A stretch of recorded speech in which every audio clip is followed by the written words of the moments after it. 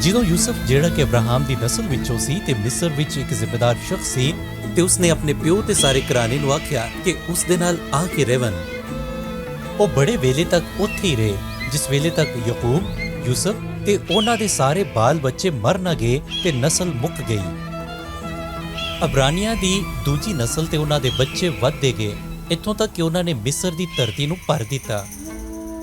ਉਸ ਵੇਲੇ ਦੇ ਨਵੇਂ ਫਿਰਾਉਨ ਨੂੰ ਯੂਸਫ ਦਾ ਪਤਾ ਨਹੀਂ ਸੀ। ਉਹ ਅਬਰਾਨੀਆਂ ਦੀ ਵੱਧਦੀ ਹੋਈ ਆਬਾਦੀ ਤੋਂ ਬੜਾ ਪਰੇਸ਼ਾਨ ਸੀ। ਉਹਨੇ ਆਪਣੇ ਲੋਕਾਂ ਨੂੰ ਆਖਿਆ, ਸਾਨੂੰ ਕੁਝ ਇਵੇਂ ਸੋਚਣਾ ਚਾਹੀਦਾ ਜਿਸ ਤੋਂ ਇਹਨਾਂ ਦੀ ਵੱਧਦੀ ਹੋਈ ਆਬਾਦੀ ਨੂੰ ਰੋਕਿਆ ਜਾ ਸਕੇ। ਇੰਜ ਨਾ ਹੋਵੇ ਕਿ ਉਹ ਸਾਡੇ ਦੁਸ਼ਮਣਾਂ ਦੇ ਨਾਲ ਫੌਜ ਵਿੱਚ ਸ਼ਾਮਿਲ ਹੋ ਜਾਵਣ ਤੇ ਸਾਡੇ ਖਿਲਾਫ ਹੋ ਕੇ ਸਾਨੂੰ ਇਸ ਜ਼ਮੀਨ ਵਿੱਚੋਂ ਕੱਢ ਦੇਵਣ।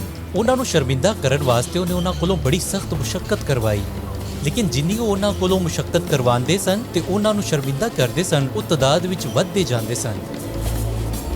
ਮਿਸਰੀ ਉਹਨਾਂ ਕੋਲੋਂ ਖੌਫਜ਼ਦਾ ਹੋ ਗਏ, ਇਸ ਲਈ ਉਹਨਾਂ ਨੇ ਉਹਨਾਂ ਨੂੰ ਗੁਲਾਮ ਬਣਾ ਲਿੱਤਾ ਤੇ ਉਹਨਾਂ ਕੋਲੋਂ ਸਖਤ ਮੁਸ਼ੱਕਤ ਕਰਵਾਈ, ਜਿਸ ਵੇਲੇ ਤੱਕ ਉਹਨਾਂ ਦੀ ਬੱਸ ਨਾ ਹੋ ਗਈ। ਫਿਰੌਨ ਨੇ ਦਾਈਆਂ ਨੂੰ ਹੁਕਮ ਦਿੱਤਾ ਕਿ ਜਿਸ ਵੇਲੇ ਕੋਈ ਇਬਰਾਨੀ ਔਰਤ ਕਿਸੇ ਮੁੰਡੇ ਨੂੰ ਜਨੇ ਤੇ ਉਹਨੂੰ ਮਾਰ ਸੁੱਟੋ, ਲੇਕਿਨ ਜੇ ਉਹ ਕੁੜੀ ਹੋਵੇ ਤੇ ਫਿਰ ਨਾ ਮਾਰੋ। ਦਾਈਆਂ ਖੁਦਾ ਦੇ ਖੌਫ ਤੋਂ ਡਰੀਆਂ ਤੇ ਉਹਨਾਂ ਨੇ ਇਬਰਾਨੀਆਂ ਦੇ ਮੁੰਡਿਆਂ ਨੂੰ ਨਾ ਮਾਰਿਆ।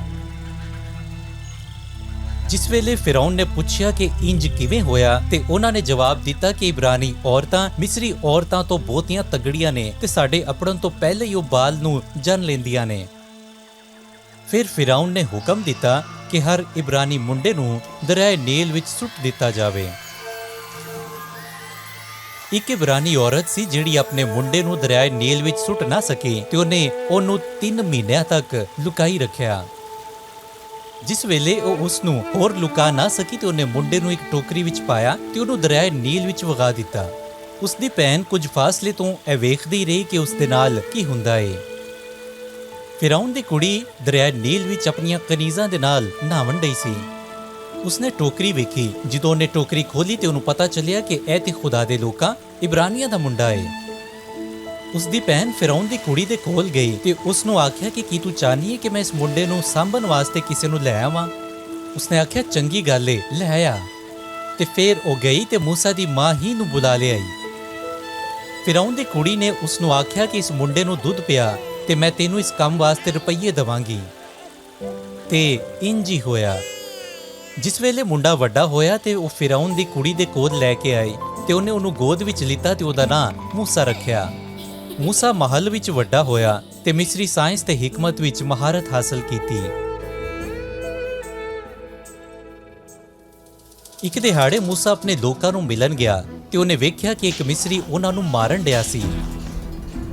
ਫਿਰ ਮੂਸਾ ਨੇ ਮਿਸਰੀ ਨੂੰ ਮਾਰ ਸੁੱਟਿਆ ਤੇ ਉਹਨੂੰ ਰੇਤ ਵਿੱਚ ਦੱਬ ਦਿੱਤਾ। ਅਗਲੇ ਦਿਹਾੜੇ ਉਸਨੇ 2 ਇਬਰਾਨੀਆਂ ਨੂੰ ਲੜਦਿਆਂ ਵੇਖਿਆ। ਫਿਰ ਉਸਨੇ ਇੱਕ ਨੂੰ ਆਖਿਆ ਕਿ ਤੂੰ ਆਪਣੇ ਭਰਾ ਦੇ ਨਾਲ ਕਿਉਂ ਲੜਨ ਡਿਆ ਏ? ਉਹਨੇ ਜਵਾਬ ਦਿੱਤਾ ਕਿ ਤੈਨੂੰ ਕਿਹਨੇ ਸਾਡੇ ਉੱਤੇ ਜੱਜ ਲਾਇਆ ਏ? ਕਿ ਤੂੰ ਸਾਨੂੰ ਵੀ ਉਸੇ ਤਰ੍ਹਾਂ ਮਾਰ ਸੁੱਟਣਾ ਚਾਹੁੰਦਾ ਏ ਜਿਸ ਤਰ੍ਹਾਂ ਤੂੰ ਕੱਲ ਇੱਕ ਮਿਸਰੀ ਨੂੰ ਮਾਰਿਆ? ਉਸ ਵੇਲੇ ਮੂਸਾ ਡਰਿਆ ਤੇ ਇਹ ਗੱਲ ਸਮਝ ਗਿਆ ਕਿ ਉਸਦੇ ਜੁਰਮ ਦੀ ਖਬਰ ਫੈਲ ਗਈ ਏ। ਜਿਸ ਵੇਲੇ ਫਿਰੌਨ ਨੇ ਇਹ ਕਹਾਣੀ ਸੁਣੀ ਤੇ ਉਹਨੇ ਮੂਸਾ ਨੂੰ ਮਾਰ ਦੇਣਾ ਚਾਹਿਆ, ਪਰ ਉਹ ਰੇਗਿਸਤਾਨ ਨੂੰ ਭੱਜ ਗਿਆ। ਉੱਥੇ ਉਹ ਇੱਕ ਮਦਿਆਨੀ ਬੰਦੇ ਨੂੰ ਮਿਲਿਆ ਤੇ ਉਸ ਦੀ ਕੁੜੀ ਦੇ ਨਾਲ ਵਿਆਹ ਕੀਤਾ ਤੇ ਉਹਦੇ ਕੋਲ ਚਰਵਾਹੇ ਦੀ ਨੌਕਰੀ ਕੀਤੀ।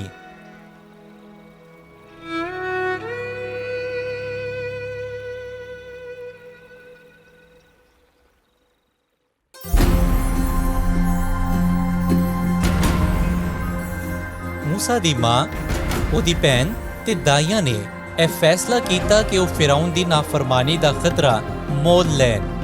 ਕਿਉਂ? ਸਾਡੇ ਕੋਲ ਇਸ ਗੱਲ ਦਾ ਕੀ ਸਬੂਤ ਹੈ ਕਿ ਮੂਸਾ ਨੂੰ ਇਹ ਗੱਲ ਪਤਾ ਸੀ ਕਿ ਉਹ ਇਬਰਾਨੀ ਨਸਲ ਵਿੱਚੋਂ ਹੈ, ਭਾਵੇਂ ਉਹ ਮਹਲ ਵਿੱਚ ਫਿਰੌਨ ਦੇ ਪੁੱਤਰ ਵਾਂਗੂ ਪਲਿਆ ਸੀ।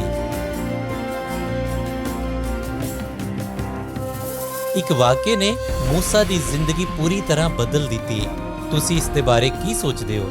ਕਿਹੜੇ ਵਾਕਿਏ ਜ਼ਿੰਦਗੀ ਬਦਲ ਦਿੰਦੇ ਨੇ?